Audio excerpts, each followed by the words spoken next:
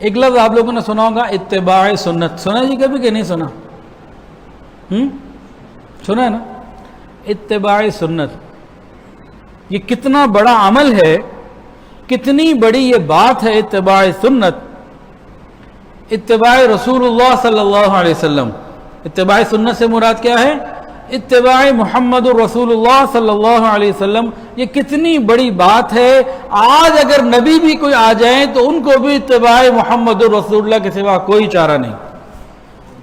نبی علیہ السلام نے فرمایا کہ اگر موسیٰ علیہ السلام بھی نبی بن کر آتے تو وہ قرآن کا اتباع کرتے، میرا اتباع کرتے، اور باقاعدہ پریکٹیکلی حضرت عیسیٰ علیہ السلام تشریف لائیں گے اور وہ قرآن کا اور نبی علیہ السلام کا اتباع کریں گے۔ یعنی اتباع محمد رسول اللہ اتنی بڑی نعمت ہے کہ اگر نبی علیہ السلام کے زمانے میں کوئی نبی بھی آئیں گے تو ان کو بھی یہی کرنا ہوگا، تو میرے اور آپ کے لیے کتنی بڑی سعادت ہے اگر ہم نبی علیہ السلام کا اتباع کریں۔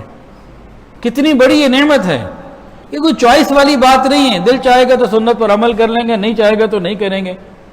انبیاء کے لیے تو یہ چوائس نہیں، میں اور آپ کدھر سے چوائسز تلاش کرتے ہیں جی؟ سنت ہی تو ہے نا۔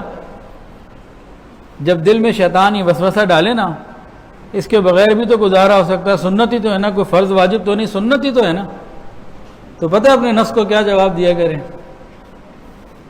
جواب یہ دیا کریں کہ جنت کا بھی تو ہمارے بغیر گزارا ہو سکتا ہے نا، وہاں ہمارا جانا کون سا ضروری ہے کہ جی میں جنت میں جاؤں کوئی ضروری ہے؟ اللہ اپنی رحمت سے ہم سب کو لے جائے۔ یہاں بات کو سمجھانے کے لیے کہنا مراد ہے، لیا جا رہا ہے۔